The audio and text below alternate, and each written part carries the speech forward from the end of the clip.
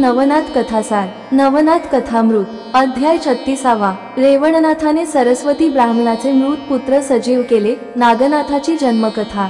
यमपुरीहून रेवणनाथ कैलासास गेला. त्यास शिवगणांनी विचारपूस करण्यासाठी उभे राहावयास सांगितले व आपण कोण, कोठे जाता, काय काम आहे वगैरे विचारले. त्यावेळेस त्याने सांगितले की मला रेवणनाथ म्हणतात.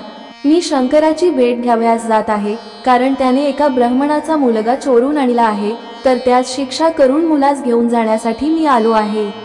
ते भाषण ऐकून शिवगणांस राग आला. ते म्हणाले, तुझा गुरु गंधर्व आहे असे वाटते, म्हणूनच तू असे बोलत आहेस. तू आपला परत जा. कसा? हे ऐकून नाथास फारच राग आला. तो म्हणाला, माझा गुरु गंधर्व म्हणून म्हणता, पण तुम्ही गंधर्व समान आता रानामाळ फिराल. असे बोलून त्याने स्पर्शास्त्राची योजना केली व भस्म मंथरून त्यांच्यावर फेकले. त्यामुळे द्वारपाळ व 1300 शिवगण हे सर्व जमिनीस खिळून बसले.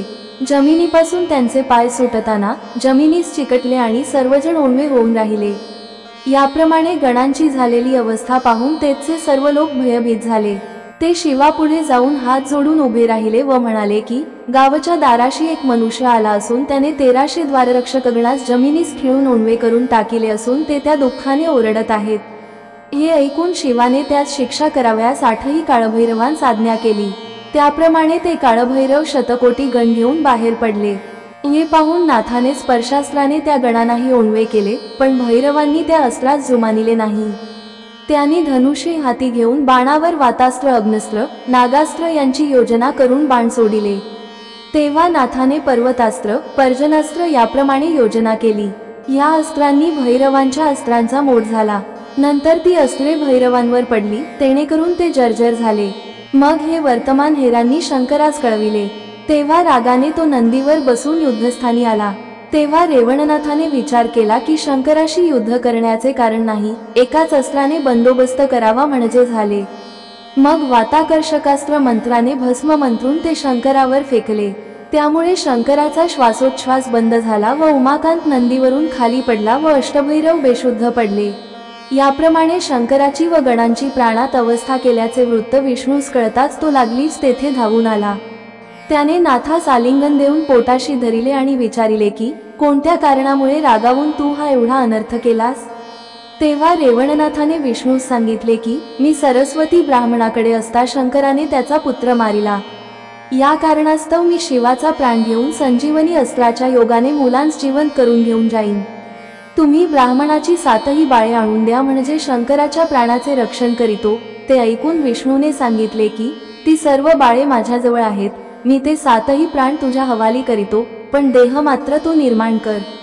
हे विष्णूचे बोलणे रेवणनाथाने कबूल केले. मग वातप्रेरक अस्त्र जपून नाथाने शंकरास सावध केले व मग विभक्त अस्त्राचा जप करून सर्व गण मुक्त केले व स्थितिमंत्र म्हणून अष्टभैरवांना भस्म लावून त्यांस अस्त्रापासून मोकळे केले. मग सर्वांनी नाथास नमन केले. तेव्हा विष्णूने 7ही प्राण नाथाच्या स्वाधीन केले व त्यास जावयास परवानगी दिली. मग यानास्त्र जपून रेवणनाथ महीवर उतरून ब्राह्मणाकडे आला व त्यास मुलाचे कलेवर कुटून त्याचा गोळा करून आणावयास सांगितले. त्याप्रमाणे प्रेत कुटून आणल्यानंतर त्याचे 7 भाग करून 7 पुतळे तयार केले. नंतर संजीवनी प्रयोग प्रेरून 7ही बालके जिवंत करताच ती रडू लागली. त्यांना सरस्वती ब्राह्मणाच्या व त्याच्या स्त्रीच्या स्वाधीन केले.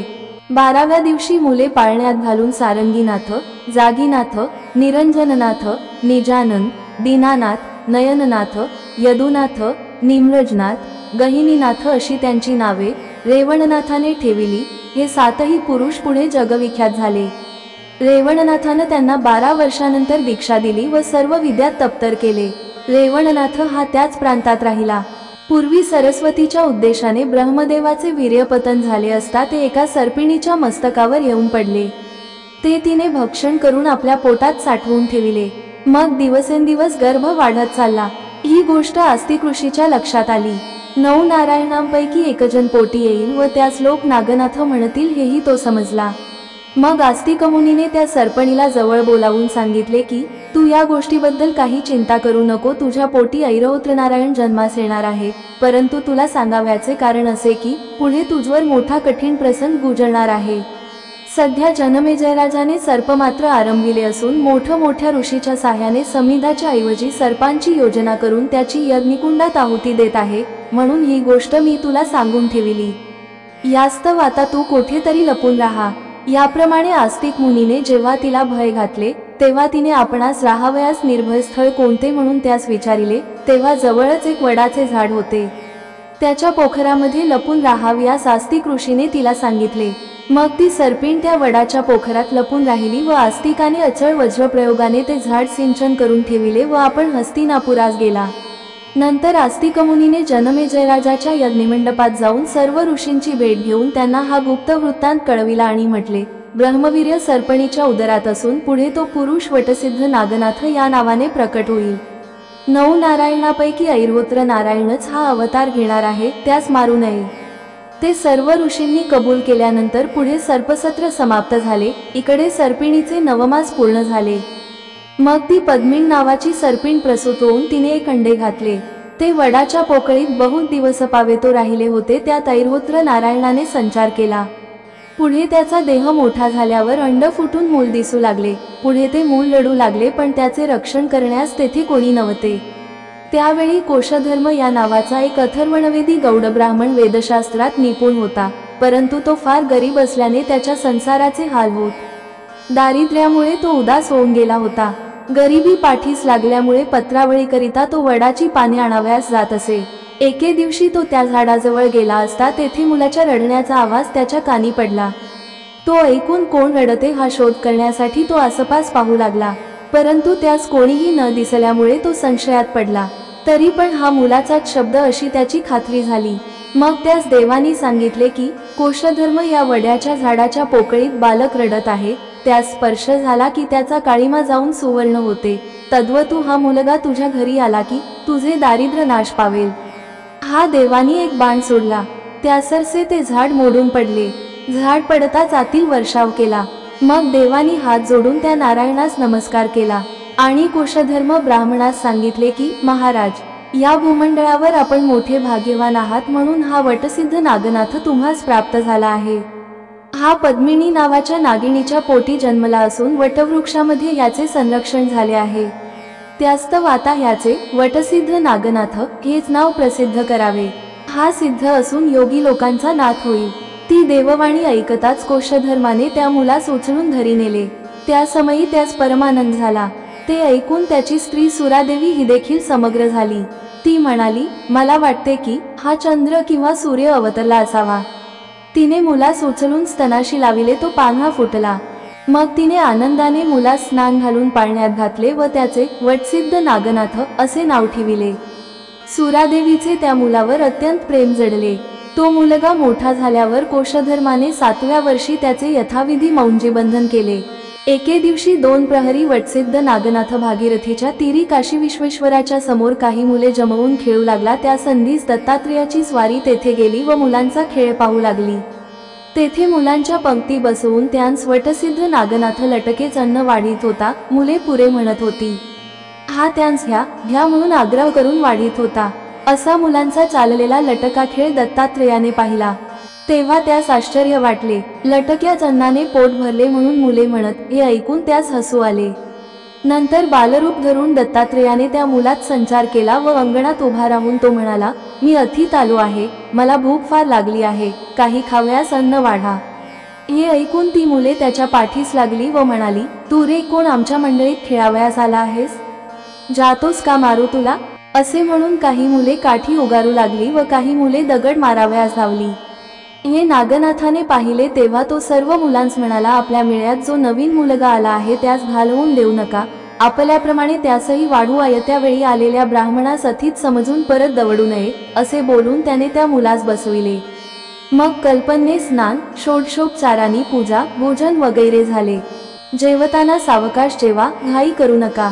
जे लागेल ते मागून घ्या, असा त्यास तो आग्रह करीत होताच. तेव्हा हा उदार आहे असे दत्तात्रेयास वाटले. हा पूर्वीचा कोणीतरी योगी असावा असेही त्याच्या मनात ठसले. दुसऱ्यास संतोष होऊन त्यावर उपकार करण्याची बुद्धी होणे पूर्वपुण्याई वाचून घडावयाचे नाही, असा मनात विचार करून तो त्याचे पूर्वजन्मकर्म शोधू लागला. तेव्हा त्याच्या जन्माचा सर्व प्रकार दत्तात्रेयाच्या लक्षात आला. मग दत्तात्रयाने त्यास कृपा करून सिद्धी दिली। तिचा गुण असा झाला की नागनाथ ज्या पदार्थाचे नाव तोंडातून घेई तो पदार्थ तेथे उत्पन्न होऊ लागला। नंतर मुलांना जेवावयास वाढ म्हणून दत्तात्रेयाने नागनाथास सांगितले, पण त्या सिद्धीचे अन्न खाण्याची नागनाथाने फक्त मनाई केली होती। जाते समयी दत्तात्रेयाने आपले नाव सांगून त्याचे नाव विचारून घेतले। मग खेळताना नागनाथ ज्या पदार्थाचे नाव घेई तो पदार्थ उत्पन्न होऊ लागला। त्यामुळे मुले नित्य तृप्त होऊन घरी बरोबर जेविनातशी झाली। न जेवण्याचे कारण आईबापांनी मुलांना घरी विचारले असता आम्ही षड्रस अन्न जेवून येतो म्हणून मुलांनी सांगावे। प्रथम ही गोष्ट आईबापांना खरी वाटली नाही, पण त्यांनी स्वतः भागीरथी तीरी जाऊन नागनाथ षड्रस अन्ने वाढतो हे पाहताच त्यांची खात्री झाली। मग ही बातमी सर्व क्षेत्रभर झाली व नागनाथाचा बाप कोशधर्म याच्या देखील ती कानावर गेली। कित्येकांनी त्यास सांगितले की भागीरथीच्या काठी तुझा मुलगा मुलांच्या पंक्ती बसवून उत्तम उत्तम पक्वानाच्या जेवणावळी घालीत असतो, हे आम्ही प्रत्यक्ष पाहून आलो आहोत। तो अन्न कोठून आणितो व कसे तयार करीतो त्याचे त्यासच ठाऊक। त्याने जमिनीवर हात ठेविला की इच्छिला पदार्थ उत्पन्न होतो। ही बातमी कोशधर्माने जेव्हा ऐकली तेव्हा तो पूर्वी देवांनी सांगितलेली खूण समजला, पण त्याने लोकांस ती हकीकत बोलून दाखविली नाही। पुढे एके दिवशी कोशधर्माने आपल्या वत्सिद्ध नागनाथ मुलास मांडीवर बसवून त्याच्या तोंडावरून हात फिरवीत व मुलांच्या जेवणासंबंधी गोष्ट काढिली। तेव्हा तो म्हणाला, तुम्हासही मी असाच चमत्कार दाखवून भोजनास घालितो।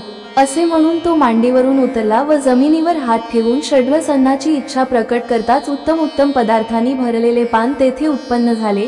ते पाहून कोशधर्मास फारच नवल वाटले। मग हे साधन तुला कसे साध्य झाले असे बापाने विचारल्यावर तो म्हणाला, बाबा, आम्ही एकदा पुष्कळ मुले नदीतीरी खेळत होतो। इतक्यात दत्तात्रेय नावाचा मुलगा आला। त्याचा सर्व मुलांनी धिक्कार केला, पण मी त्याची लटक्याचा पदार्थाने मनोभावे पूजा केली।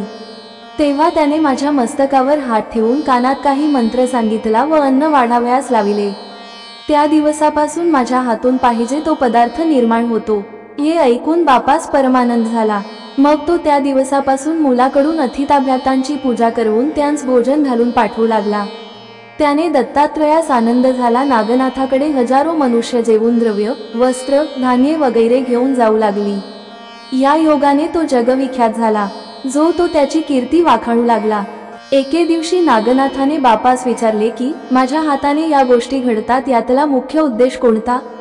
तसाच तो दत्तात्रेय मुलगा कोण होता हे मला खुलासा करून सांगावे। तेव्हा बाप म्हणाला, तो दत्तात्रेय तिन्ही देवांचा अवतार होय। तुझे दैव चांगले म्हणून तुला भेटून तो सिद्धी देऊन गेला। ते ऐकून पुन्हा त्यावर बाप म्हणाला, तो एके ठिकाणी नसतो, यामुळे त्याची भेट होणे कठीण होय। त्याच्या भेटीची इच्छा धरून प्रयत्न चालविल्याने भेट होते असे नाही। तो आपण होऊन कृपा करून दर्शन देईल तेव्हा खरे असे सांगून बाप काही कामाकरिता घराबाहेर गेला।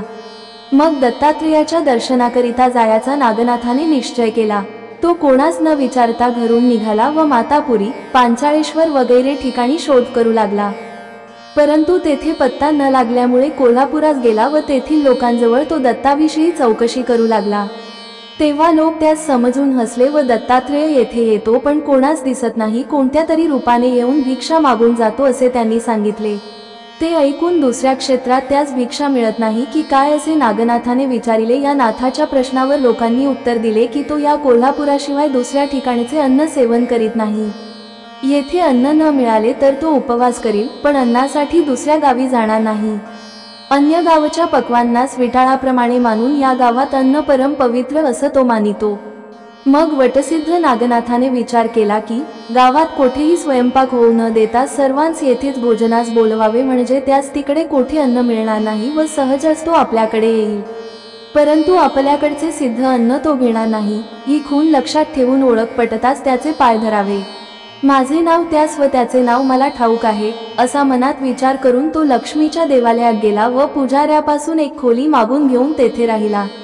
काही दिवस गेल्यावर गावजेवणावळ घालावी असे नाथाच्या मनात आले। त्याने ही गोष्ट पुजाऱ्याच्या पाशी काढून खटपटीस मदत करण्यासाठी विनंती केली। तेव्हा पुजारी म्हणाला, साऱ्या गावाच्या समाराधनेस पुरेल इतक्या अन्नाचा संग्रह तुझ्याजवळ कोठे आहे? एरवी वरकट सर्व खटपट आम्ही करू, पण सामान कोठून आणणार? त्यावर नाथाने सांगितले की सामग्री मी पुरवितो, तुम्ही खटपट मात्र करू लागा।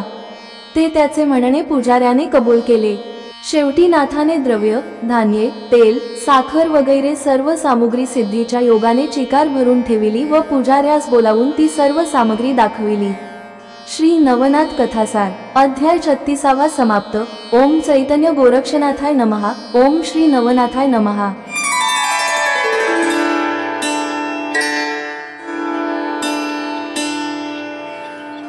श्री नवनाथ कथासार नवनाथ कथामृत अध्याय 37 नागनाथास दत्तात्रेयाचे दर्शन। नागनाथ व मच्छिंद्रनाथ यांची भेट। वटसिद्ध नागनाथ कोल्हापुरास आल्यानंतर ग्रामभोजनाच्या निमिषाने दत्तात्रेयाचे दर्शन होईल असा विचार करून त्याने सामानाच्या व द्रव्याच्या राशी तयार केल्या, पुजाऱ्यास दाखविल्या आणि राजापासून रंकापर्यंत व ब्राह्मणापासून अतेजापर्यंत सर्वांस दोन्ही वेळचे सहकुटुंब सहपरिवार पाहुण्यासुद्धा भोजनाचे आमंत्रण दिले।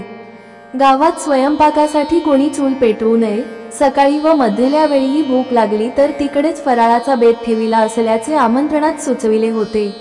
निरनिराळ्या जातीत भ्रष्टाचार होऊ नये म्हणून बंदोबस्त ठेवून कार्याची सुरुवात झाली। यामुळे गावात कोणीच स्वयंपाकाकरिता चूल पेटविली नाही। अन्न घरी घेऊन जाण्या देखील मनाई नव्हती। कोरडं किंवा शिजलेले अन्न जसे हवे असेल तसे व लागेल तितके घेऊन जाण्याची मुभा होती। यामुळे गावात ज्याच्या त्याच्या घरी सिद्ध अन्न भरले होते। दिव्या लावण्यासाठी मात्र लोकांनी विस्तवाची गरज पडे। हा समाराधनेचा समारंभ एकसारखा महिनाभर चालला होता। त्यामुळे पहिल्याच दिवशी दत्तात्रेयास भिक्षेची मारामार पडली। त्या दिवशी तो कुत्सित रूप घेऊन घरोघर भिक्षा मागत होता। तो जेथे जाई तेथे लोक त्यास म्हणत की, अरे भीक का मागतोस?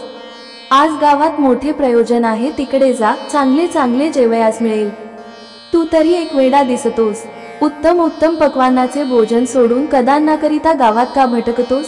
आम्हा सर्वांना जेवावयास जावयाचे आहे, तुझ्यासाठी स्वयंपाक करावयास कोण बसतो? मग प्रयोजनाचा कसा काय बेतबात आहे तो स्वतः जाऊन पाहण्याचा दत्तात्रेयाचा विचार ठरला। त्याने तिकडे जाऊन संपूर्ण पाकनिष्पत्ती कशी काय होते हे नीट लक्षात आणले। सिद्धीच्या योगाने अन्नाच्या राशी झाल्या हे तो पक्केपणी समजला। मग ही मोठी समाराधना येथे कोण घालीत आहे याची दत्तात्रेयाने विचारपूस केली। तेव्हा वटसिद्ध नागनाथाचे नाव त्यास लोकांनी सांगितले। आपण 20 वर्षापूर्वी ज्यास सिद्धी दिली तो हा असून आपल्या दर्शनाच्याच इच्छेने त्याने या गावी येऊन हे संतर्पण करण्याचे सुरू केले असे दत्तात्रेयाच्या लक्षात आले।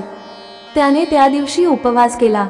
तो तेथून तसाच परत जाऊ लागला असता लोकांनी त्यास पुष्कळ आग्रह केला, पण ते सिद्धीचे अन्न असल्यामुळे न जेवता तसाच तेथून निघून गेला। तो दररोज गावात येऊन सुक्की भिक्षा मागे। कोणी जास्त चौकशी करून विचारिले तर मी भिक्षेच्या अन्नाशिवाय अन्नसेवन करीत नाही असे सांगे व काशीस जाऊन भोजन करी। याप्रमाणे 1 महिना लोटला। नागनाथाने विचार केला की अजून स्वामींचे दर्शन होत नाही हे काय? मग त्याने ग्रामस्थ मंडळीस विचारिले की गावात भिक्षा मागणारा कोणी अथित येत असतो काय? त्यावर लोकांनी सांगितलं की एकजण नियमितपणे येतो, परंतु त्याच्या भिक्षान्न सेवन करण्याचा नियम असल्यामुळे तो तुमचे अन्न घेत नाही। गावात इतर शिजलेले अन्न त्यास मिळत नाही म्हणून कोरडं अन्न मागतो। मग भिक्षेकरी पुन्हा आल्यास मला सांगावे, म्हणजे मी स्वतः जाऊन त्याची विनवणी करीन व त्यास आणून भोजन घालीन असे नाथाने त्या लोकांना सांगून ठेविले।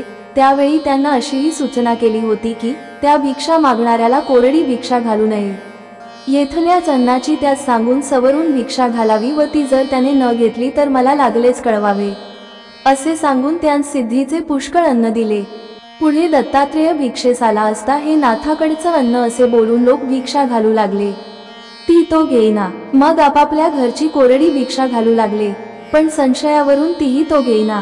इतक्यात कोणी जाऊन ही गोष्ट नाथास कळविली। त्या सरसा तो लगबगीने तेथे आला। त्यास लोकांनी लांबूनच तो भिक्षेकरी दाखविला। त्याबरोबर नाथाने त्याच्याजवळ जाऊन हात जोडून पायावर मस्तक ठेविले। नंतर बहुत दिवसात माझा समाचार न घेतल्यामुळे मी अनाथ होऊन उघड्यावर पडलो आहे। आता मजवर कृपा करावी अशी स्तुती केली। त्याची तीव्र भक्ती पाहून दत्तात्रेयाने त्यास उठवून हृदयी धरिले व तोंडावरून हात फिरविला। तसेच त्याच्या डोळ्यातले अश्रू पुसले व त्यास एकीकडे नेऊन आपला वरदहस्त त्याच्या मस्तकावर ठेवून कानात मंत्र सांगितला। ती आत्मखून समजताच तो ब्रह्मापरायण झाला व त्याच्या अज्ञानाचा समूळ नाश झाला। दत्ताचे स्वरूप पाहताच त्यास अनुपम आनंद झाला। त्या समयी तो दत्तात्रेयाच्या पाया पडला। त्या स्वामीने मांडीवर बसविले व त्याची पूर्वजन्म कथा सांगितली व तू ऐरहोत्र नारायणाचा अवतार आहेस, यामुळे मी तुला सिद्धी दिली होती असेही बोलून दाखविले. तुझी भेट घेण्याचे फार दिवस मनात होते, पण प्रारब्धानुसार तो योग घडून आला असे दत्तात्रेयाने सांगितले. मग ते उभयता तेथून काशीस निघाले. जाताना दत्ताने यानमंत्राने भस्म मंत्रून नाथाच्या कपाळी लाविले व ते एका निमिषात काशीस गेले. तेथे नित्यनेम उरकून क्षणामध्ये ते बदरिकाश्रमास गेले व शिवालयात जाऊन दत्ताने उमाकांताची भेट घेतली. उभयतांच्या भेटी झाल्यानंतर समागमे दुसरा कोण आणला आहे असे शंकराने दत्तास विचारले. तेव्हा दत्ताने हा नागनाथ ऐरहोत्र नारायणाचा अवतार आहे असे कळविल्यानंतर शंकराने त्यास नागपंथाची दीक्षा देण्याची सूचना केली. ती लागलीच दत्ताने कबूल केली. मग नागनाथासह दत्तात्रेय तेथे 6 महिने राहिले. तितक्या अवकाशात नाथास सर्व विद्यात व 64 कलात निपुण केले.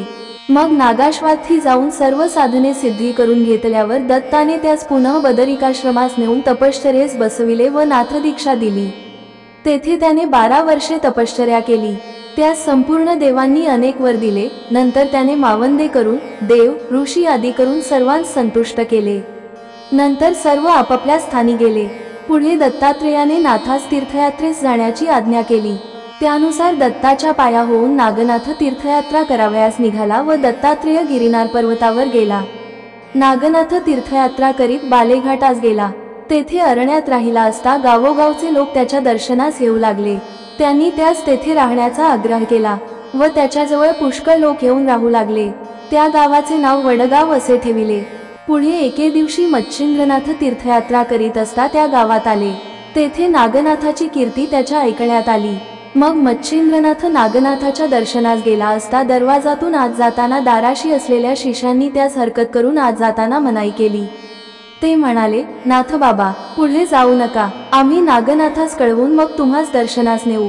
त्यांच्या परवानगी वाचून आत जाण्याची मनाई आहे. शिष्याचे हे भाषण मच्छिंद्रनाथाने ऐकताच त्यास मोठा क्रोध आला.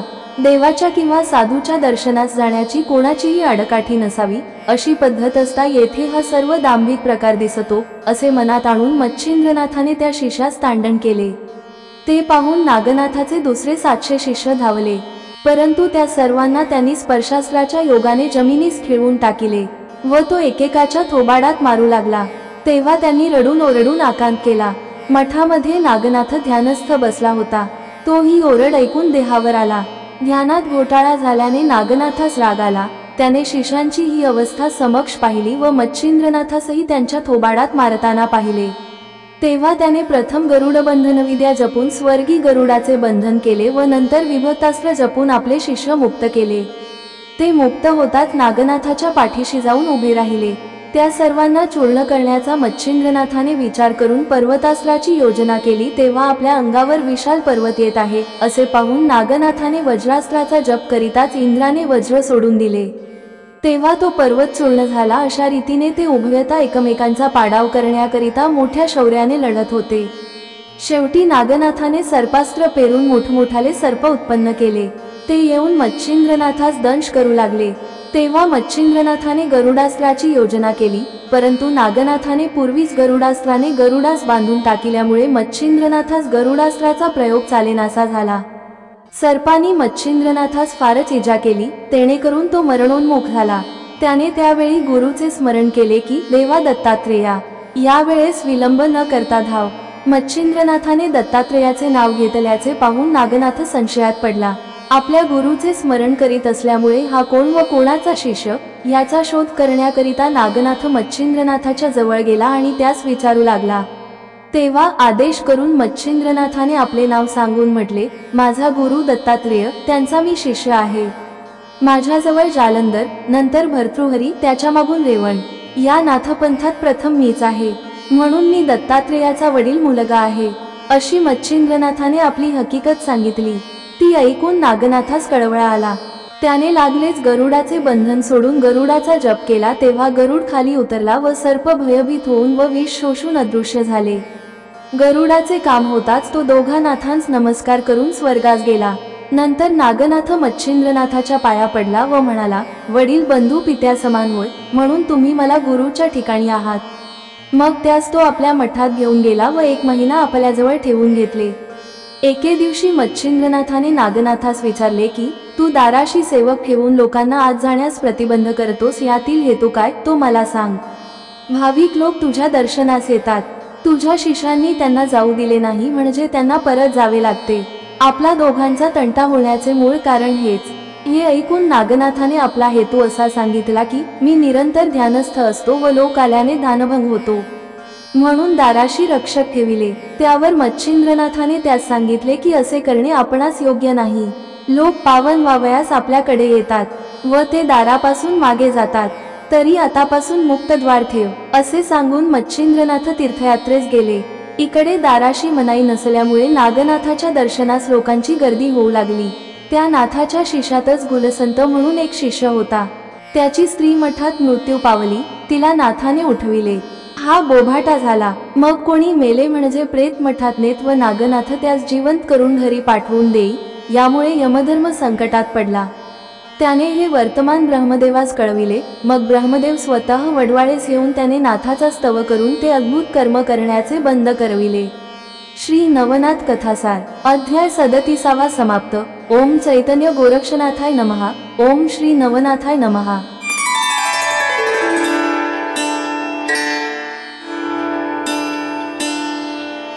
श्री नवनाथ कथासार नवनाथ कथामृत अध्याय 38. चरपटीची जन्मकथा. सत्यश्रव्याकडे बालपण, नारदाचा सहवास. चरपटीच्या उत्पत्तीची अशी कथा आहे की पूर्वी पार्वतीच्या लग्नासमयी सर्व देव, दानव, हरिहर, ब्रह्मदेव आदी करून देवगण जमलेला होता. ज्यावेळी पार्वतीचे अप्रतिम लावण्य व रूप पाहून ब्रह्मदेवास काम उत्पन्न झाला. तो त्याच्या आवाक्याबाहेर जाऊन वीर्य पतन पावले. तेव्हा ब्रह्मदेवास संकोच वाटला व त्याने ते वीर्य टाचेने रगडिले. ते पुष्कळ ठिकाणी पसरले. त्यापैकी एक बाजूस गेले त्याचे 60,000 भाग झाले व त्यापासून 60,000 वालखिल्य ऋषी निर्माण झाले. दुसऱ्या बाजूस गेलेला एक भाग तसाच राहून गेला होता. तो सेवकाने केर झाडून काढीला, त्यात गेला. पुढे लग्नविधीनंतर लज्जाहोमाचे भस्म व तो केर सेवकांनी नदीत टाकून दिला. त्यात ते रेतही वाहत गेले. पुढे ते एका कुशास गवतास अडकून तेथेच त्यात धरून राहिले. ते तेथे बरेच दिवस राहिलं होते. त्यात पिप्पलायन नारायणाने संचार केला. तोच हा चरपटीनाथ. हा मुलगा 9 महिन्यांनी बाहेर पडून स्पष्ट दिसू लागला. सत्यश्रवा या नावाचा ब्राह्मण पुनीत गावात राहत असे. तो सुशील व वेदशास्त्रात निपुण होता. तो एकदा भागीरथी तीरी दर्भ आणावयास गेला असता कुशाच्या बेटात गेला. तेथे त्याने त्या मुलास पाहिले. तो मुलगा सूर्याप्रमाणे तेजस्वी दिसत होता. त्यावेळी सत्यश्रव्याच्या मनात त्या मुलाविषयी अनेक शंका येऊ लागल्या. असे हे तेजपुंज बाळ कोणाचे असावे बरे? उर्वशी तर हे आपले मूल टाकून गेली नसेल ना? किंवा हा सुंदर मुलगा राजाचा असावा व त्याला त्याच्या आईच्या बाजेवरून जलदेवता तर येथे घेऊन आल्या नसतील. अशा प्रकारच्या अनेक कल्पना त्याच्या मनात येऊ लागल्या. तो मुलाकडे पाही, पण त्याला हात लाविना. आपण ह्यास घरी घेऊन जावे हा विचार त्याच्या मनात येई. पण मुलगा कोणाचा हा निर्णय न ठरल्यामुळे त्या मुलास तो उचलून घेईना. अशा तऱ्हेने विचार करीत तो काही वेळ तेथेच उभा राहिला होता व मुलगा हातपाय हलवून रडत होता. थोड्याच वेळात पिप्पलायन नारायणाचा अवतार झालेला पाहून देवांनी त्या मुलावर पुष्पवृष्टी केली व जय जयकार करून आजचा दिवस सुदिन मानून कृतकृत्य झालो असे मनात आणले. मुलाच्या अंगावर देव फुले टाकीत, ती सत्यश्रवा काढी. देव एकसारखी फुले टाकीत, पण सत्यश्रव्यास ते दिसत नसत. यामुळे त्याच्या मनात संशय येऊन तो दचकला व हा पिशाच्याचा सर्व खेळ असावा असे त्यास वाटले. मग तो जीवाची आशा धरून दर्भ घ्यावयाचे सोडून चपळाईने पळत सुटला. ते पाहून देव हसू लागले व सत्यश्रव्या पळू नको, उभा राहा असे म्हणू लागले. हे शब्द ऐकून तर सत्यश्रवा फारच घाबरला व धूम पळत सुटला. मग सत्यश्रवाची भीती घालवून तो मुलगा त्याच्या हवाली करावा म्हणून देवांनी नारदास पाठविलं. नारद ब्राह्मणाचा वेश घेऊन सत्यश्रव्यापुढे येऊन उभा राहिला. सत्यश्रवा भयाने पळत असल्यामुळे धापा टाकीत होता व त्याचे प्राण कासावीस झाले होते.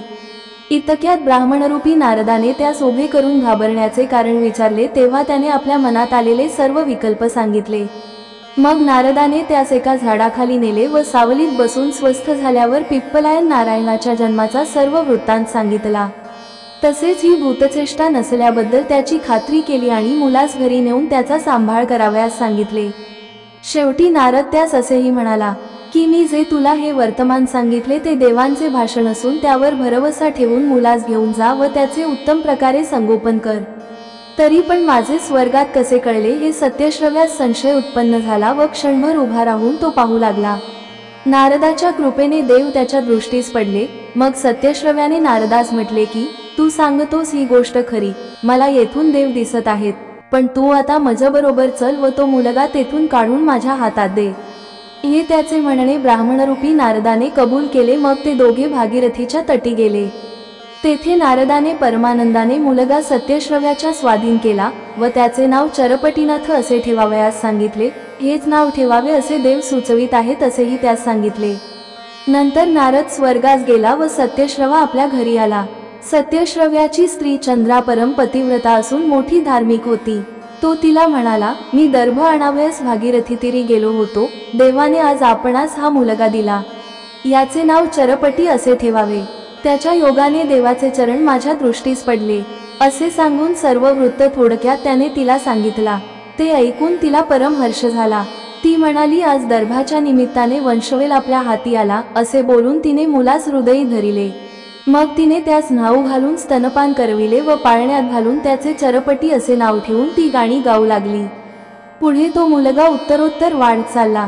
7व्या वर्षी त्याची सत्यश्रव्याने मूंज केली व त्यास वेदशास्त्रात निपुण केले। पुढे एके दिवशी नारदाची स्वारी भ्रमण करीत करीत त्याच गावात आली। अंगतूक ब्राह्मणाच्या वेशाने नारद सत्यश्रव्याच्या घरी गेला। त्याने चरपटीनाथास पाहिले। त्यावेळेस त्याचे वय 12 वर्षाचे होते। ब्रह्मदेवाच्या वीर्यापासून चरपटीची उत्पत्ती असल्यामुळे तो आपला भाऊ असे समजून त्याचा विशेष कळवळा येईल। चरपटीनाथास पाहिल्यानंतर नारद तेथून निघून बदरिकाश्रमास गेला व तेथे त्याने शंकर, दत्तात्रेय व मच्छिंद्रनाथ यांची भेट घेतली। मग चौघेजण आनंदाने एके ठिकाणी बसले असता गोष्टी बोलता बोलता चरपटीचा मूळारंभापासून वृत्तांत त्यांस नारदाने सांगितला। तो ऐकून शंकराने दत्तात्रेयास सांगितले की तुमची मर्जी नवनारायणास नाथ करुण्याची आहे, त्याअर्थी चरपटीस आपण दीक्षा देऊन नाथपंथात आणावं। त्यावर दत्तात्रेयाने म्हटले की पश्चातापावाचून हित करून घेता येत नाही, यास्तव चरपटीस अनुताप झाल्यानंतर पाहता येईल। त्यावर नारदाने म्हटले की ही खरी गोष्ट आहे, आता चरपटीस पश्चाताप होईल अशी व्यवस्था मी करीतो, पण आपण अनुग्रह देण्याची सिद्धता करावी। इतके दत्तात्रेयास सांगून नारद पुन्हा त्या गावी सत्यश्रव्याकडे आला व त्याने आपण विद्यार्थी होऊन राहतो, मला विद्या पढवावी अशी त्यास विनंती केली। सत्यश्रव्याने त्याच्या म्हणण्याचा रुकार दिला। नारदास तो कुलंब या नावाने हाक मारी। मग कुलंब व चरपटी एके ठिकाणी विद्याभ्यास करू लागले। सत्यश्रवा ग्रामजोशी होता। एके दिवशी एका यजमानाकडे ओटीभरण होते म्हणून त्याने सत्यश्रव्यास बोलाविले, परंतु सत्यश्रवा स्नानसंध्येत गुंतल्यामुळे त्याने चरपटीस पाठविले व समागमे कुलंबास मदतीस दिले होते। तो संस्कार चरपटीने यथाविधी चालविल्यावर यजमानाने त्यास दक्षिणा देण्यासाठी आणली। त्यावेळी काहीतरी कुरापत काढून व तंटा करून चरपटीचे संसारावरचे मन उडवावे असा नारदाने बेत योजून तो चरपटीस म्हणाला, तू यावेळेस दक्षिणा घेऊ नकोस, कारण दोघे विद्यार्थी अजून अज्ञान आहोत। दक्षिणा किती घ्यावयाची हे आपणास समजत नाही व यजमान जास्त न देता कमीच देईल, यास्तव दक्षिणा घेतल्या वाचून तू घरी चल, मागाहून सत्यश्रवा येऊन दक्षिणा घेईल। त्यावर चरपटी म्हणाला, मी रिकाम्या हाती घरी कसा जाऊ? तेव्हा नारद म्हणाला, तू घेतलेली दक्षिणा जर कमी असली तर ती तुझा पिता कबूल करणार नाही। हे ऐकून चरपटी म्हणाला, मी यजमानापासून युक्तीने पुष्कळ दक्षिणा काढून घेतो, वाजवीपेक्षा जास्त दक्षिणा दाखविल्यावर बाप कशासाठी रागे भरेल? उलट शाबासकी देईल अशी त्यांची भाषणे होत आहेत। इतक्यात यजमानाने थोडीशी दक्षिणा भिजवून चरपटीच्या हातावर ठेवली। नारदाने आधीच कळ लावून दिली होती, तशीच दक्षिणाही मनाप्रमाणे मिळाली नाही, म्हणून चरपटीस राग आला। तो यजमानास म्हणाला, तुम्ही मला ओळखिले नाही, हे कार्य कोणते? ब्राह्मण किती योग्यतेचा, त्याच्या योग्य दक्षिणा किती द्यावयाची याचे तुम्हास बिलकुल ज्ञान नाही। ते चरपटीचे भाषण ऐकून यजमान म्हणाला, मुला ऐकून घे, तुला पुष्कळ दक्षिणा द्यावी खरी, पण यजमानास सामर्थ्य नसेल तर तो काय करील? तेव्हा चरपटी म्हणाला, अनुकूलता असेल त्यानेच असली कार्य करण्यास हात घालावा। अशा तऱ्हेने दक्षिणेबद्दल उभयतांची बरीच बोलाचाली सुरू झाली। ते पाहून चरपटीने दक्षिणेसाठी यजमानाशी मोठा तंटा करून त्याने मन दुखविल्याचे वर्तमान नारदाने घरी जाऊन सत्यश्रव्यास सांगितले आणि त्यास म्हटले, चरपटीने निष्कारण तंटा केला, यामुळे आता हा यजमान मात्र तुमच्या हातातून जाईल। यजमान गेल्यावर तुमची कमाई बुडणार। आज चरपटीने भांडून तुमचे बरेच नुकसान केले। आपण पडलो याचक, आर्जव करून व यजमानास खुश करून त्याच्यापासून पैसे घेतले पाहिजेत। नारदाने याप्रमाणे सांगितल्यावर सत्यश्रवा रागावला व पूजा आटोपून लागलाच यजमानाकडे गेला। तेथे दोघांची बोलाचाली चालली होती, ती त्याने समक्ष ऐकिली। ती पाहून त्यास मुलाचा अधिक राग आला व यजमानाबरोबर भांडल्याबद्दल त्याने खाडकन त्याच्या तोंडात मारली। चरपटी अगोदर रागात होताच तशात बापाने शिक्षा केली। या कारणाने त्यास अत्यंत राग येऊन तो तेथून पश्चातापाने निघून गावाबाहेर भगवतीच्या देवालयात जाऊन बसला। नारद अंशिक्षच त्याच्या लक्षात हा प्रकार येऊन त्याने दुसऱ्या ब्राह्मणाचे रूप घेतले व तो भगवतीच्या देवालयात दर्शनास गेला। दर्शन घेतल्यावर त्याने चरपटीजवळ बसून तुम्ही कोण, कोठे राहता म्हणून विचारले। तेव्हा चरपटीने सर्व वृत्तांत त्यास सांगितला। तो ऐकून ब्राह्मणरूपी नारदाने बोलून दाखविले की त्या सत्यश्रव्या ब्राह्मणाला वेड लागलेले दिसते। अविचाराने मुलगा मात्र हातातला घालविला। त्या मूर्ख म्हाताऱ्याची बुद्धी चळली। खचित आता तू त्याला पुन्हा तोंड दाखवूच नको, खुशाल त्याचा त्याग करून अरण्यात जा। याप्रमाणे नारदाने सांगताच चरपटीस पूर्ण पश्चाताप होऊन त्याने पुन्हा घरी न जाण्याचे ठरविले आणि तो त्या ब्राह्मणास म्हणाला, तुम्ही माझ्या घरी जाऊन गुप्तपणाने त्या कुलंबास घेऊन या, म्हणजे आम्ही दोघे कोठेतरी अन्य देशात जाऊन विद्याभ्यास करून राहू। मग तो ब्राह्मणरूपी नारद कुलंबास आणाव्यासाठी उठून बाहेर गेला। थोड्या वेळाने कुलंबाचा वेश घेऊन आला। नंतर सत्यश्रव्यापाशी न राहता अन्यत्र कोठेतरी जाऊन अभ्यास करून राहू असा कुलंबाचाही अभिप्राय पडला। मग ते दोघे एके ठिकाणी एकमताने राहण्याचे ठरवून तेथून निघाले। ते बरेच लांब गेल्यावर कुलंबाने म्हटले की आता आपण प्रथम बदरिकाश्रमास जाऊ व बदरी केदाराचे दर्शन घेऊन मग काशीस जाऊन तेथे विद्याभ्यास करू। हा कुलंबाचा विचार चरपटीस मान्य झाला। मग ते दोघे बदरिकाश्रमास गेले। तेथे देवालयात जाऊन त्यांनी बदरी केदारास नमस्कार केला। इतक्यात दत्तात्रेय व मच्छिंद्रनाथ प्रकट झाले। कुलंबाने नारदाने दत्तात्रेयाच्या पाया होऊन मच्छिंद्रनाथास नमस्कार केला। चरपटीही दोघांच्या पाया पडला व हे उभयता कोण आहेत म्हणून त्याने कुलंबास विचारले। मग कुलंबाने त्याची नावे सांगितली व स्वतःकडे हात करून म्हटले की या देहाला नारद म्हणतात। तुझे कार्य करण्यासाठी मी कुलंबाचा वेश घेतला होता। हे ऐकून चरपटी नारदाच्या पाया होऊन दर्शन देण्यासाठी विनंती करू लागला। तेव्हा नारदाने त्यास सांगितले की आम्ही तिघे तुला प्रकट दर्शन देऊ, परंतु गुरुप्रसादा वाचून आम्ही तुला दिसणार नाही। एकदा गुरुने कानात मंत्र सांगितला की सर्व जग ब्रह्मरूप दिसेल। ते ऐकून चरपटी म्हणाला, तुमच्याहून श्रेष्ठ असा कोणता गुरु मी शोधून काढू? तरी आता तुम्ही मला येथे अनुग्रह देऊन सनाथ करावे। तेव्हा नारदाने दत्तात्रेयास सूचना केली। मग दत्ताने चरपटीच्या मस्तकावर हात ठेविला व कानात मंत्र सांगितला। तेव्हा त्याचे अज्ञान लागलेच जाऊन त्यास दिव्यज्ञान प्राप्त झाले। मग चरपटीनाथास त्यांचे दर्शन झाले। त्याने तिघांच्या पायावर मस्तक ठेविले। याच संधीस शंकरानेही प्रकट होऊन चरपटीनाथास दर्शन दिले। त्याच्या तोंडावरून हात फिरविला आणि विद्याभ्यास करवून नाथपंथ देण्याबद्दल दत्तात्रेयास सांगितले। मग दत्तात्रेयाने त्यास सर्व विद्या पढविल्या। संपूर्ण अस्त्रविधेत वाकबगार केले व तपश्चर्येस बसविले। पुढे नागश्वथी जाऊन 12 वर्षे राहून वीरसाधना केली व 9,07,00,000 साबरी कवित्व केले। मग त्यास सर्व देवांनी येऊन आशीर्वाद दिले।